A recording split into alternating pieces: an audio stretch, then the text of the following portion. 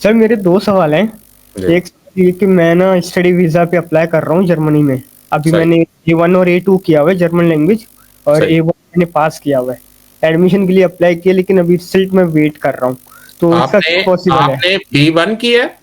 नहीं, A2 तक मैंने जर्मन लैंग्वेज की है। सही है। तो स्टडी के लिए आप अप्लाई करना चाहते हैं किस जी किस में, बैचलर में या मास्टर्स में? सर, पहले लैंग्वेज पढ़ूंगा फिर बैचलर करूंगा, ये मेरा प्रोग्राम है। अच्छा तो अच्छा, थोड़ा आप इसके बारे इसका में। मतलब है कि आप फाउंडेशन ईयर पे आ रहे हैं। जी जी सर। सही है, ठीक है। इसके बारे में थोड़ा गाइड करें कि वीज़ा कितना रेशो है, क्या नहीं है। आप आ कहाँ से रहे हैं, किस मुल्क के बशिंदे हैं? इंडिया पाकिस्तान। से हैं, नेपाल से हैं, बांग्लादेशी हैं, पाकिस्तानी हैं? पाकिस्तानी सर। सही है, पाकिस्तान से है।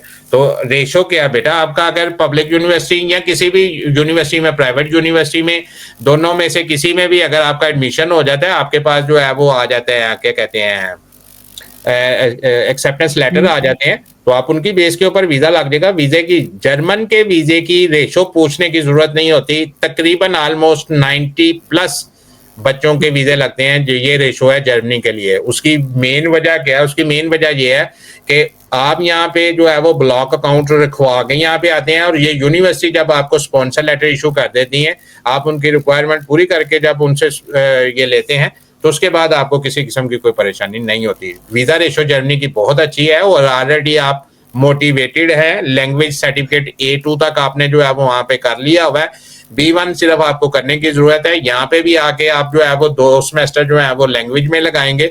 इसका मतलब है कि आपकी लैंग्वेज माशाल्लाह बहुत अच्छी हो जाएगी। उसके बाद जब आप बैचलर करेंगे, और बैचलर करने के बाद इंशाल्लाह ताला आपको यहाँ पे जो है वो जॉब भी मिल जाएगी। क्यों कि यहाँ पे बैचलर किया हुआ और साथ में आपको पास लैंग्वेज हो, तो चांसेस जो है वो काफी अच्छे हो जाते हैं आपको जॉब मिलने के। और लैंग्वेज ग्रेजुएशन के बाद आपको जब यहाँ पे जॉब मिल जाएगी, तो इसका मतलब है कि डायरेक्ट आपके जो है वो यहाँ पे सेटलमेंट हो जाएगी। सर मैंने A2 तक पढ़ा है, एग्जाम मैंने सिर्फ A1 का दिया हुआ है। ये तो A2 का बेटा एग्जाम मैंने दूसरे, नहीं अभी दिया। कौन सा आपका एग्जाम हो गया बेटा? एग्जाम भी तो वो क्या कहते हैं, सेट, जो आपको एडमिशन मिलना है वो तो जाके सितंबर इनटेक में आपने यहाँ पे आना ना। अच्छा ठीक तो है सर। सर सितंबर तक तो दूसरा। बेटा अभी 9 महीने पड़े हुए हैं। 9 महीने तक तो आपने बेटा B1 भी कर लेना है। चल सर, दूसरा सवाल ये कि असल में ना अब्बू कह रहे थे कि जरा पूछ लेना नया सर से कि फैमिली के साथ यूरोप शिफ्ट हो सकते हैं नहीं, जी किसी भी ठीक है। तरीके से। फैमिली फैमिली आ गई है? नहीं नहीं नहीं सर, वो पाकिस्तान में हम लोग, नहीं तो नहीं, पूरी फैमिली फैमिली जाना चाहती है। फैमिली मैं कह रहा हूँ कि शादी कर ली है।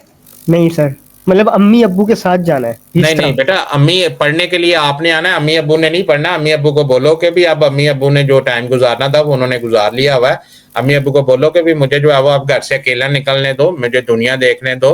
तो आपका टाइम जब आएगा हम आपको विजिट के ऊपर यहाँ पे बुलवाएंगे और यूरोप की सैर करवाएंगे। लेकिन पढ़ने के लिए बेटा आपको अकेले आना पड़ेगा। अब आप बड़े हो गए हो, अब हाँ मम्मी जी। पापा को पाकिस्तान में रहने दो।